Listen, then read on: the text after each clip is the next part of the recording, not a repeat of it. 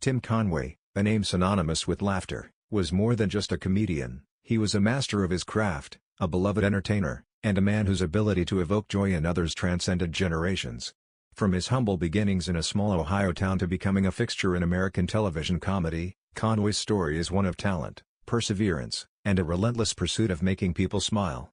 But as much as his life was filled with light, it also had its shadows, culminating in a poignant, bittersweet ending. Thomas Daniel Conway was born on December 15, 1933, in Willoughby, Ohio, and grew up in the nearby town of Chagrin Falls.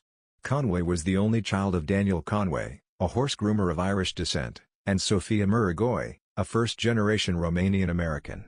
His upbringing was modest, and he often credited his small-town roots for grounding him in humility and hard work. Chagrin Falls, with its picturesque landscapes and tight-knit community, was the perfect playground for a young boy with an active imagination. Conway's early years were filled with mischievous antics, a trait that would later become his hallmark on stage and screen.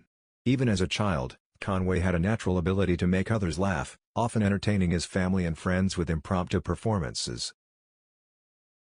Conway attended Bowling Green State University, where he initially studied to become a teacher. However, his passion for entertaining soon took over, and he switched his major to speech and radio. After graduating in 1956, Conway enlisted in the United States Army, serving 2 years. His time in the military, though serious, did not suppress his comedic spirit, and he often found ways to bring humor into the lives of his fellow servicemen. After his military service, Conway returned to Cleveland and began working at a local television station, KYTV. He started as a writer, but it wasn't long before his comedic talents were noticed, and he began appearing on air. His big break came when he met Rose Marie, a regular on The Dick Van Dyke Show, who recognized his talent and helped him secure a spot on The Steve Allen Show in 1961. Conway's appearances on The Steve Allen Show were a revelation. His unique brand of humor, characterized by a blend of physical comedy, improvisation, and a touch of absurdity, quickly won over audiences.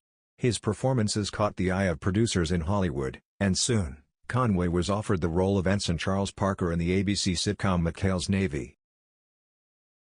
McHale's Navy was set during World War II and followed the comedic misadventures of a misfit crew aboard a Navy PT boat in the South Pacific. Conway's portrayal of Ensign Parker, the bumbling but lovable junior officer, became one of the show's standout performances. His character's naivete, combined with Conway's impeccable timing, made him an instant fan favorite. The role not only earned Conway national recognition but also set the stage for what would become a remarkable career in television comedy. While McHale's Navy put Conway on the map, it was the Carol Burnett Show that solidified his status as a comedic icon. Originally joining the show as a frequent guest, Conway's chemistry with the cast, particularly with Carol Burnett and Harvey Korman, was undeniable. His ability to ad-lib and create on-the-spot humor often led to some of the most memorable moments in the show's history. In 1975, Conway became a regular cast member, and the show entered what many fans consider its golden era.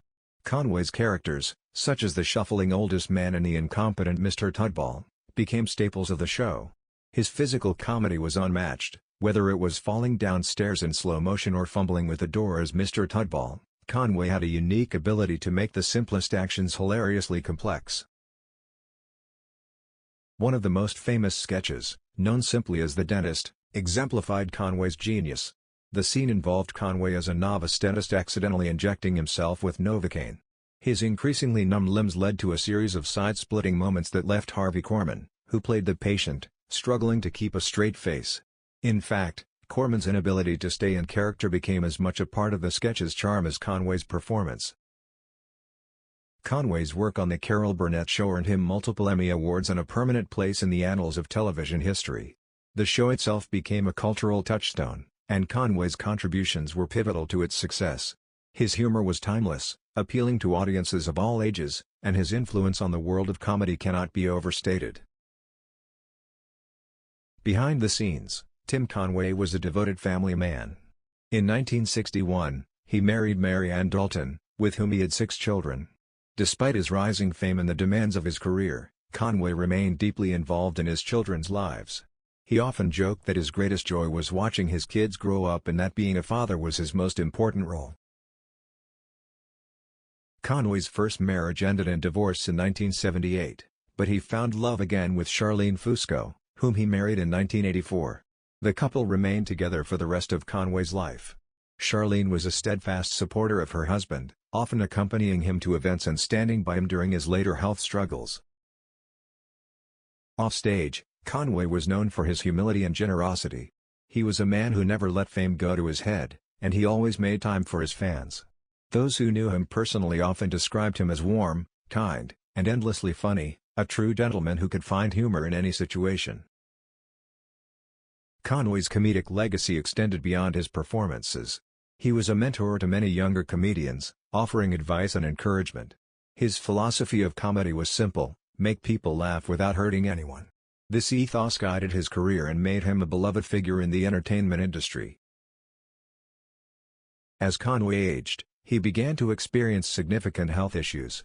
In 2018, it was revealed that he was suffering from normal pressure hydrocephalus, NPH, a condition characterized by an abnormal buildup of cerebrospinal fluid in the brain's ventricles. NPH can cause difficulty walking, memory loss, and other cognitive issues, often mimicking the symptoms of Alzheimer's or Parkinson's disease. Conway's condition rapidly deteriorated, and his family was faced with difficult decisions regarding his care. A legal battle ensued between Conway's daughter Kelly and his wife Charlene over control of his medical decisions. Kelly sought conservatorship, arguing that Charlene was not providing the necessary care for her father's condition. The case drew public attention and highlighted the emotional toll that Conway's illness had on his loved ones. Despite the turmoil, Conway's spirit remained resilient. Even as his health declined, he continued to find humor in life's challenges. His interactions with fans and friends during this time were marked by the same warmth and wit that had defined his career.